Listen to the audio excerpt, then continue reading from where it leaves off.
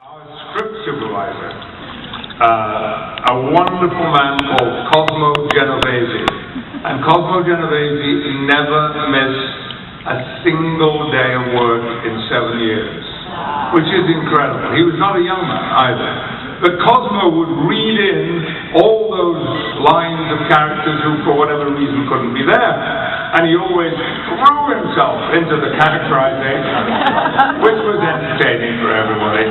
But this night, he was tired too, I guess, and he was just standing to one side, reading from the script, and I was focused on the black dot, and it was a big, tight close-up like this, and this is somewhere on film in the vaults of Paramount Pictures. But halfway through this alien speech, I ran.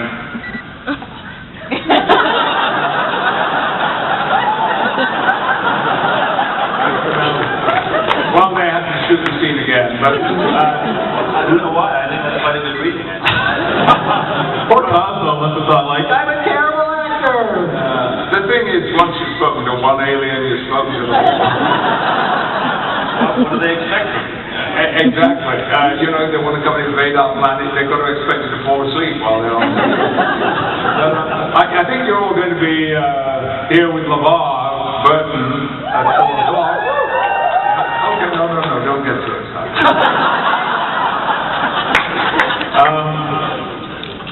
Although, if you want to ask LeVar Burton a question, you ask him about what I thought about his dance moves last night. Where was this happening? Boys Town.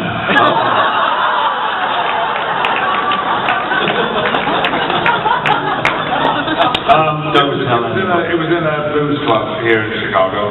But there is in one of the episodes. I'm going to shut up in a minute. No, you can go. Thank you very much. There's nothing like praise from your son. Give you encouragement.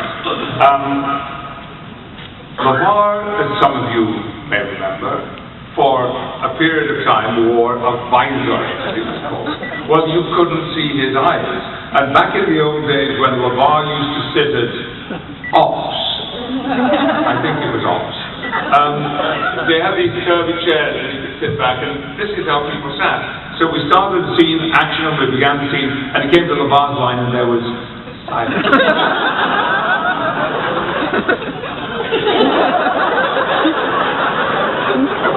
Okay, so we started the scene again, action. And we played the whole scene, and someone else said LeVar's line for him, and he slept unknowingly. You talk about dancing, but you had some pretty sweet dance. How did the Alphabet song video come to be? Have you seen that? Have you seen it online? You mean, where you're on the bridge and you're singing the Alphabet? Hey, or no? Yes. Well, you know, that was a private gift. The internet is full of those. For Gene Roddenberry for his birthday. My wife, Dan's mother, is a choreographer, terrific choreographer, and she came in one afternoon during the lunch break, and she choreographed that whole number. Have you seen this thing? And I sang it as a gift for Gene Roddenberry, and we presented him with the tape. Then some idiot went and put piano accompaniment on in a different key from the key I was singing. But of course, nobody thinks the pianist is in the wrong key, they think it's me.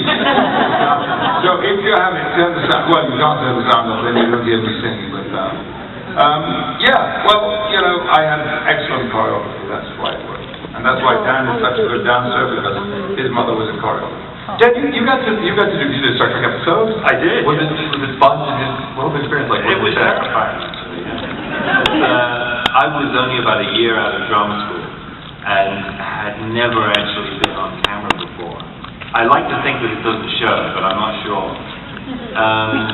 And on top of that, there's a lot of responsibility that comes with being on that show. It really is, and it's a huge honor, and you want to be able to be good. But having grown up with all those guys, I mean, not just Brett and LeVar and Jonathan and the gang, but also the crew, because as Dad says, they were there every day for 7 years, and they were a pretty amazing bunch of guys. So you couldn't have had a more supportive environment to do your first TV job. It was incredible.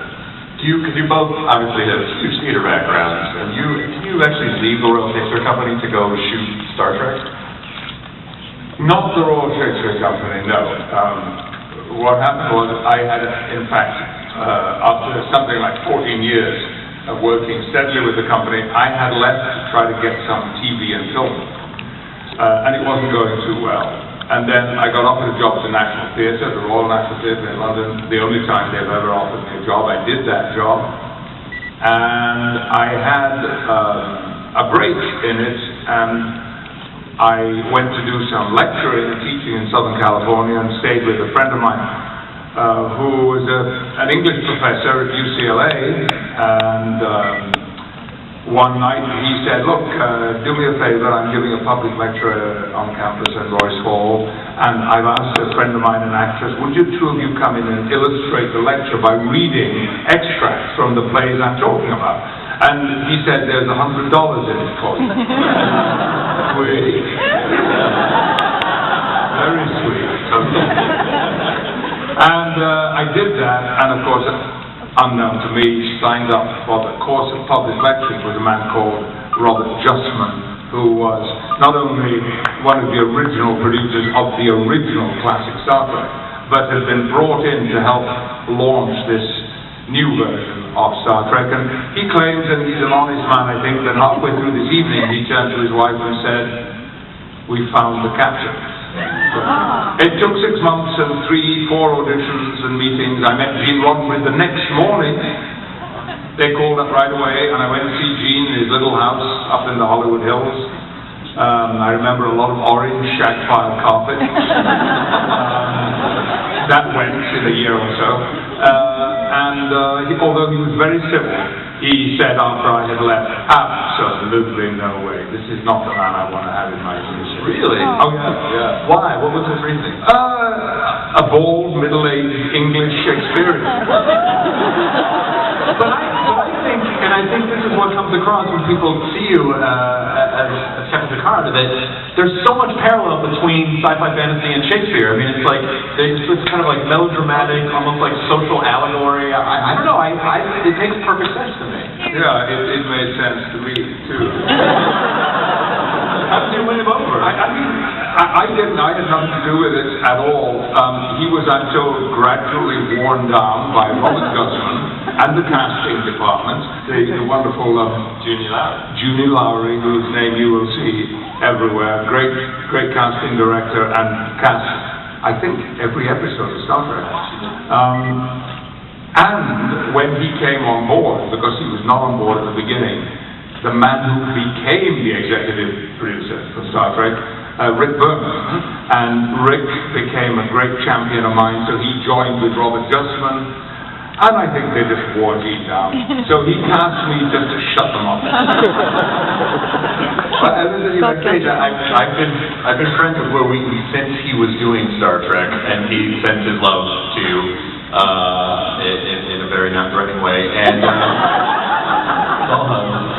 but Will said at one time that I didn't realize how he told me that you were hilarious, and I've seen that over the years since then. But at the time we were teenagers, I was like, really, Patrick Stewart's hilarious? And he told me the story where you guys were on the bridge and you would say stuff like, Ensign Crusher, set a course for Rigel 3, and in Grecian times, a general would take a young boy out on campaign.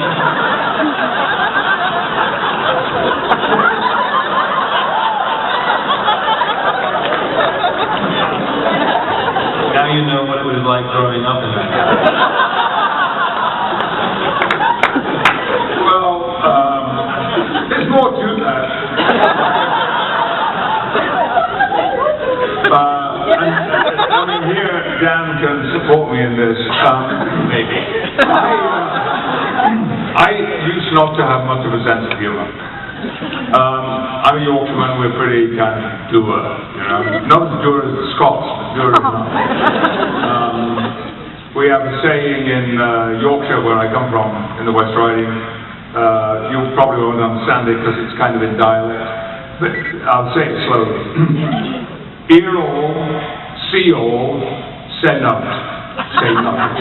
Ate all, sup all, pay not. And if ever that does out for notes, do it for the said. If ever you do something for nothing, do it for yourself. That's the principles that I grew up with.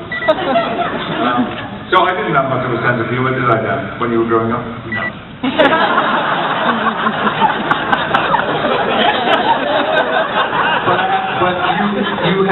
But you've since cultivated it because I think your episode of Extras is probably one of the greatest.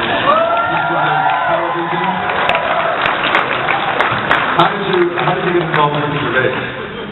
I don't understand the connection between having a sense of humor and the Extras. Oh, right, no, you're right, I'm sorry. I was new thought. You thought that was funny? No. I was very serious. No, I'm going to finish the funny thing on Star Trek. Oh, yes. Because the first season, forgive me, I was a pain in the butt. Apart from the fact, like Dan, actually, because I understand exactly what Dan said, I spent the first season terrified. I'd never done that kind of work before.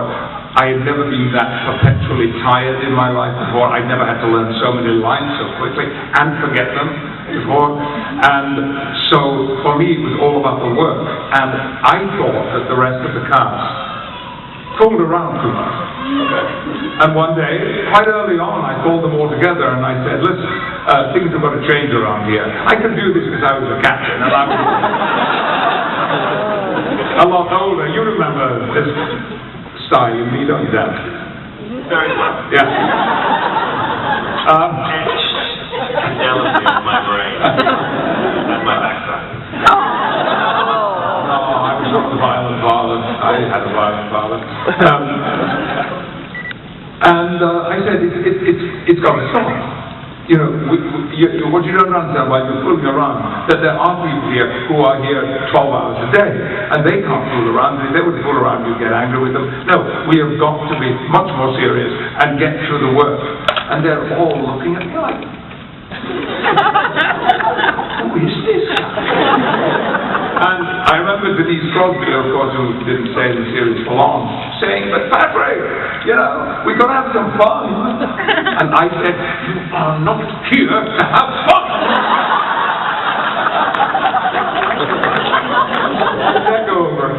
So, not well. I think they may just have laughed. Anyway, the fact of the matter is that during that first season, and certainly the second season, I discovered for the first time in my life it was possible to work very hard, do the best work you could, and have fun at the same time.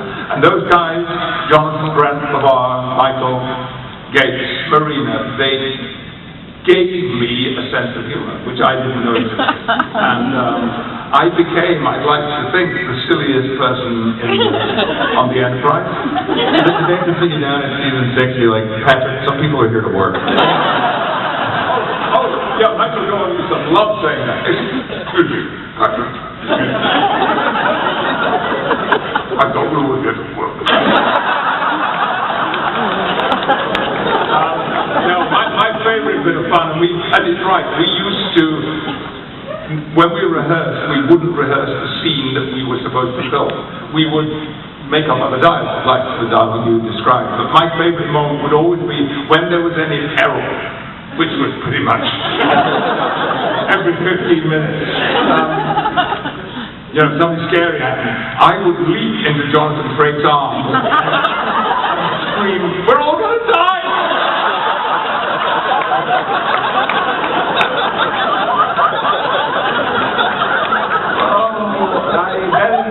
Is it anywhere? It's got to exist somewhere. So, no, I mean, it's true. I was in the supermarket in southeast London, where I live, and my cell phone rang, and I answered it, and the voice said, hi, this is Ricky Gervais. And I went, yeah. I have a good friend who does impersonations of everybody. an actor called John Light, brilliant impersonations, and I thought it was John fooling around with me, and he said, no, it's Ricky, and then he said, listen, I'm doing this show, and I've got this idea, and would you like to do it? I haven't got a script, but you know. So he wrote every single word in that scene is scripted. There was not a word improvised. It was all scripted and acted. You know. How was it? What was the tone on that set? Well, again, I was scared because I'd never done comedy like that before. But I'd watched Ricky's show, The Office, and I got the style, that completely serious style, all of the music, and I thought that's maybe the way I should go with this. And I thought the script was brilliantly funny, and the problem was Ricky, because he laughed all the time. It's a loud, bellowy laugh. It is, yeah. He's impossible. Every time my mouth, he just shrieks with laughter. Steve Merchant, his partner, producer and writing partner, made him leave the set. We did some of my close-ups without Ricky there. Did you fall asleep? Only once. Also, just as a side note, just kind of nerding out a little bit, I loved you in LA Story, too. I thought that was such a great... You guys, some of the kids maybe didn't see LA Story, but it's an awesome movie. I want the fish. I kind of don't have the fish. Just to remind you of what you said in that movie, if I can for a second. You think with a bank balance like yours, you can have the duck? You can have a piece of bread and a salad. So awesome! I can't. I'm glad I wore a diaper. That's all. American Dad, yeah. So you've been working with Kevin McFarlane. I recorded 6 new episodes last week in LA. Oh wow! There was one big bullet episode. That's a lot of little bits and pieces, you know. There's Stanley's birthday that everybody goes to, and things kind of get out of hand. Yeah. It's a lot of fun.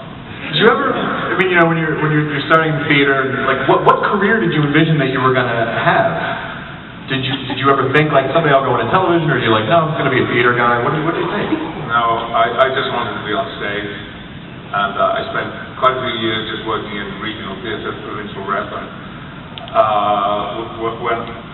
I mean, I don't know how much this corresponds with your experience, Dan, but when I left drama school, it seemed to me every other student in my year had got an agent or a job or a manager or something. And I had nothing, and I went home to my parents' house and I signed on the dole of unemployment. And I literally thought my career was over before it had begun, because nobody was interested in employing me. Nobody wanted after the school shows. It was awful. And then out of the blue, after about 3 weeks, I got a phone call offering me a job as an assistant stage manager, an occasional acting role in a weekly rep where we did a new play every Monday night, which was, in a way, just what I needed, really, something like that. What happened to you then?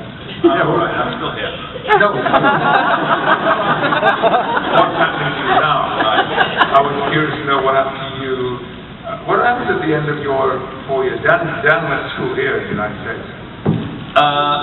Well, it was Los Angeles, which, you know, is its whole own thing. I mean, there's no place like it at all. And it has its own set of rules, right? You know, I lived there for like 20 years. It's not a real place. It's not a real place. And they have a really odd way of doing things. And it's kind of weird. The big thing in LA, I mean, you guys know this too, the big thing in LA is they don't really know what to do with you unless you're typecast.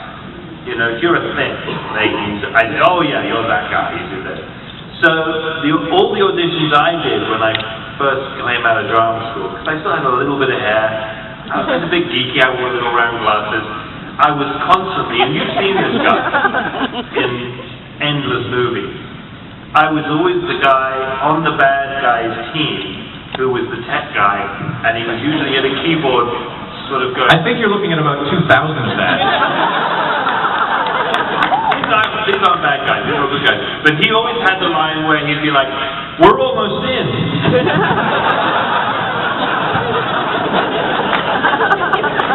And that was pretty much me, in various different ways of going, I'm almost in. And so that was that. That's really good. Good, isn't it? I'd like to say I was very good at it by the time I left. Are you still based in Los Angeles then? No, I actually just moved back to the UK, where I've been living in New York for the last 14 years. Theatre is very much still my thing, and I love it, and we do share the common joy of being on a stage in front of a living audience, you know, and having that feedback every night there's nothing like it in the world. So really, for that, you're kind of SOL in Los Angeles if you want to try that. Yeah, there's no theater culture really in Los Angeles. Just a lot of pretentiousness connected by traffic. Right. Exactly right. And that can get boring after a while. Whereas New York and London, that's very much sort of what you do. And New York's great also because there's some great TV shows that they've done there and films as well. So I enjoyed it very much, but it was sort of after 14 years, it was sort of time to come home, I think. Have you guys done plays together? Yeah. What's most recently? What was the last thing we did? Was it the Johnson? I think it was, yeah. We did a very weird play together. The West Yorkshire Playhouse in Leeds in the north of England. A fantastic play, but freaking nuts. I mean, sorry. Freaking isn't a bad word. Freaking's okay. I'm really sorry. You control your son's language? I mean, Size of him, I yeah, I will get my pocket money for that. That'll be fine. I'm king of which. Oh, yes, sorry, what did I do? No, you're sorry. Talking about the last play we did together, I think. Yeah, we were. A fantastic play by an incredible British writer called J.B. Priestley. And the play starts with a man dying, and called Johnson, and that's what Patrick was doing. And it's a journey through to him basically moving on. And it's beautiful, and it's incredibly, it's an amazing play, but it's very weird. And the middle section is sort of a purgatory hell thing set in a casino. And that was really odd. I played a gorilla in that particular scene. played a gorilla? I was a gorilla. I was a card-dealing gorilla. The dead man, I told you it was weird. The dead man has a sort of alter ego called the figure that follows him all the way through and helps him actually move on, and accept that he's died and move on. And that's what I played, but he has all these different personas that keep popping out at various points in the play, and one of which was a card-dealing gorilla. I want this car for this price. No, poop hits you in the face. I want to, just because I want to save a few minutes for audience questions, so if you have some questions, line up the microphone, and we have a few minutes to ask a couple audience questions. One at a time. Here we go. No, we'll never get to all the questions, but we can at least get a few. Obviously, your experience as Dr. Charles Xavier, like how is that, how did that sort of come to fruition, and how's that experience been? Well, I'm sorry about this, but I'm not a comic book fan. I don't really know anything about comic books at all. And I've done a film for the director Richard Donner, called Conspiracy Theory with Mel Gibson and Julia Roberts. I've had to arrange because I am the man who hit Julia Roberts across the face and knocked her across the room, for which America has never forgiven me. She was fabulous, wonderful to work with. And so I got a call, I was doing ADR at Warner Brothers, and I got a note saying, would I go to the Donner's office and ask for Lauren Schuler Donner, who is Dick's wife and producing partner. And I found the office, and I knocked on the door, and she said, come in, and I opened the door, And she picked something up off the table and just held it up, like this. And I went across the other room and I said, "What am I doing on the front of a comic book?" And she said, "Exactly." I have to say, though, at this point, a little dose of reality is I sort of feel that I should get some credit for him doing it at all, because there was this conversation with myself and my stepmom and my dad where it went something like this: "I'm not doing that." "Comic books? I don't do comic books. Rubbish." To which we said something like, "You're nuts. That's crazy to do it." You didn't want to do it, you did it. No, I didn't, and I had lunch with Brian Singer, the director, and I admired him as a director immensely. I've seen all of his work, but I said, "Look, I already have one albatross around my neck, and it's called Luc Picard. I don't have a second one." Because there is a sort of career downside, and I would change nothing in my life, nothing. But, I've sat in a movie director's office and he said to me, "You're a terrific actor, I really admire you. You'd be great for this role, but why would I want Luc Picard in my movie?" Oh, said that to your face? Yeah. You're at night now, you should run him through with a broadsword.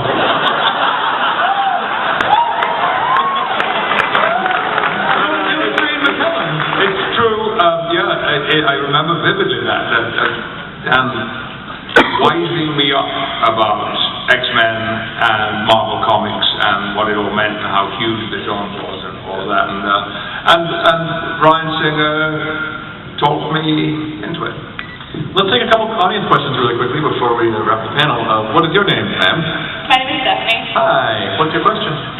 In regards to your prolific work with classic literature, such as Shakespeare and Moby Dick, what truths or aspects have you learned about yourself by performing roles that have stood the test of time?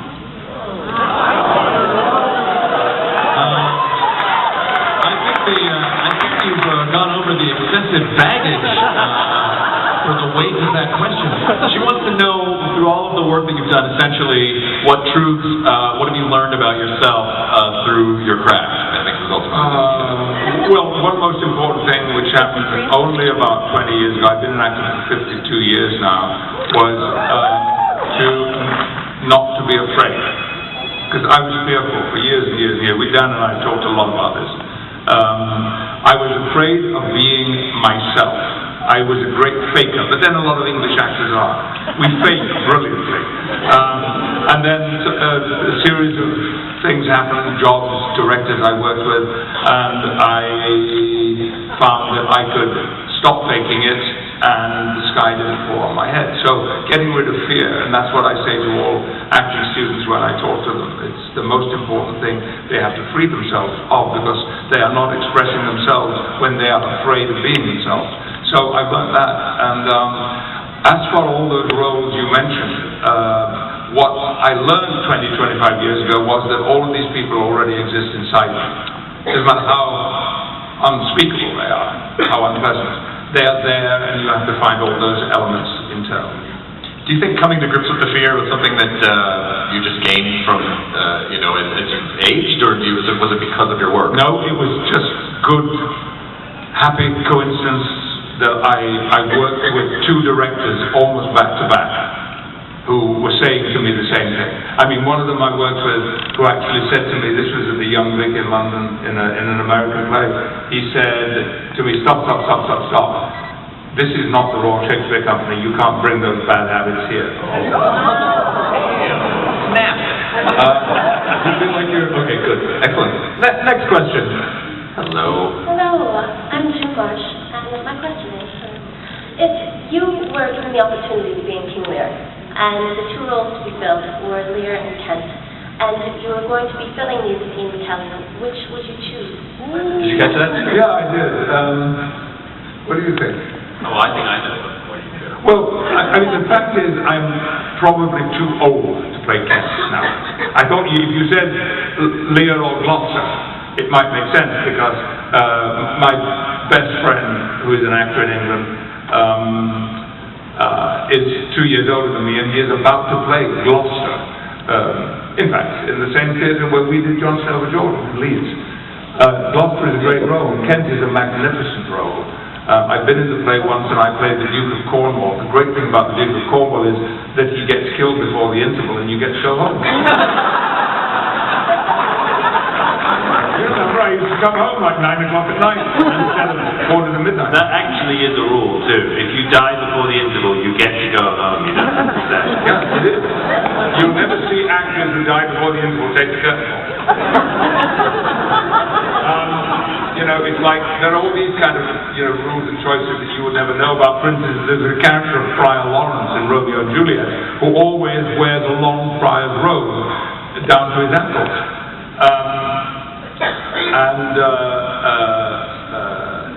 I'm just trying to think what the choice is about that. Underdressed. Oh no, it's a choice of if you want to play Friar Lawrence or Mercutio. You get the choice of playing Mercutio and getting to go home before the interval, or playing Friar Lawrence and keeping your trousers on. That's sometimes all it comes down to. All right. Thank you. Next question. All right, well, I just want to ask about which role do you like better, Mastermind or the Page Master? Well, Page Master, as I recall, was an animated movie. No, that was live action. What do you mean? I beg pardon? I'm kidding. Why are you screwing with Patrick Stewart? You know how you would get ripped apart by all these people like the freaking Walking Dead? I'm going to take his photographs all night. You'll never ask a question in this town again. I actually didn't hear the question. Could you repeat the question? I said, what would you say you like better doing, Mastermind or the Page Master? Which did I enjoy? Well, I said, as I think I said, Page Master was an animated movie. So I was just a voice in that. But Mastermind, not only was I in, but I co-produced that movie as well. And we really, the writer and the director and myself, thought that we were making the next Home Alone. I thought we were going to be zillionaires. And it opened in LA on Friday night and closed Sunday. Well, if it makes you feel any better, I like it as a child. You have redeemed yourself. Now sit down. A couple more questions. Yes, what is your name, sir? Steve. Hey, Steve, what's your question? Well, you zipped by this earlier, but I'd like to say congratulations on your long overdue knighthood.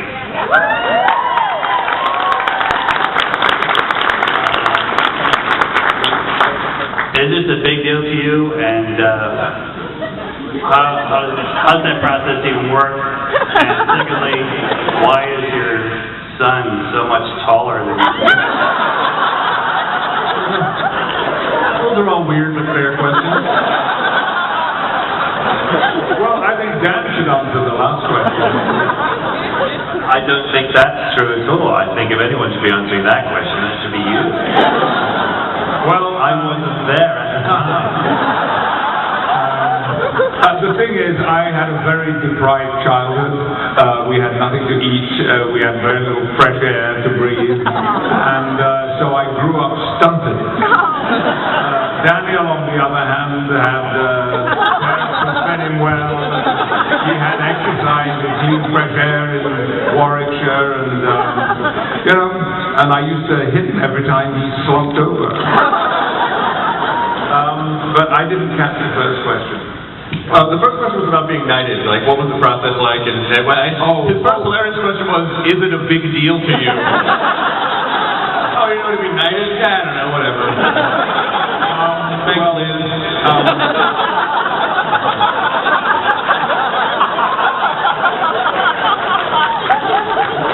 I think his exact words were at the time when the Queen lowered the sword, when she said, I make you a knight of the British realm, he said, what?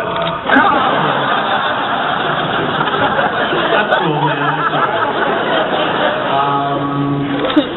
First of all, forgive me, but I don't agree with you, sir. I thought the timing of it was perfect. If it had happened any sooner, I would have felt like a fraud. I really do think it was perfect, and others have said what you said, but that's, for me, not accurate. Yes, it's a great honor and distinction, and I'm really proud of it, and I know some actors have turned them down. I know one who turned a night down 3 times. I can't say. Steve Gutenberg. Yeah, weirdly. I don't know why he didn't want it. Wasn't even from England. You're funny.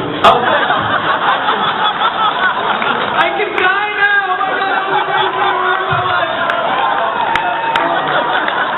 That was awesome. Yeah, I mean, I did one of those Q&A things in one of the Sunday papers recently, you know, the same day asked people the same set of questions, and one of the questions is, how would you like to be remembered? And people give very serious, you know, solemn answers. And I said, for being funny, but it's not going to happen. Because, I mean, Laurence Olivier said, there is far more satisfaction to be got out of making an audience laugh than making them weep. And I increasingly, as I get older, come to feel that is true. I love to hear the sound of a live audience laugh, of which you, of course, are very familiar with. Well, sometimes, not all the time. Thank you. Is your question sufficiently? Okay, great. I think this probably has to be. This is the last question. Yes, sir. What is your question? Oh, this better be good. The pressure's on now. Actually, it's nothing near as poignant, but when you did Robin Hood Men in Tights, what was it like working with personalities like Mel Brooks and Carrie Elwes? Yes, what was it like working with Mel Brooks for Robin Hood Men in Tights? I did about 6 days work on that, and I simply remember starting laughing at about 6 o'clock in the morning, and not stopping until they called that a wrap at the end of the day. I mean, it wasn't just Mel, but there were some very funny people in that movie, and I don't know how his movies get made. Because, you know, and there's, you know, unlike Ricky, where it's all scripted, he improvises and loves to improvise, and I'm happy to say that I have one moment on film where I improvised something that actually made Mel Brooks laugh. With the line was something like, well, it was Dan's line just now. I had to say to Mel, who was playing Friar Tupman, who practiced Greece in a little tent to one time. I said to him, thank you, Father, and he said, Rabbi, and that was the line, that was what it was. And I said, thank you, Father, and he said, Rabbi, and I said, whatever.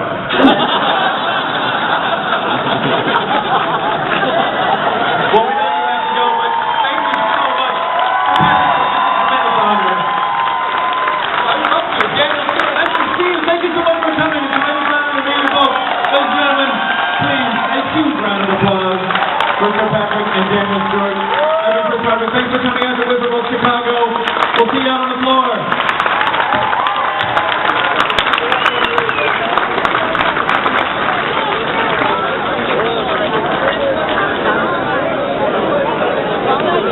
En minut kvar. Vi stannar bara. Patrick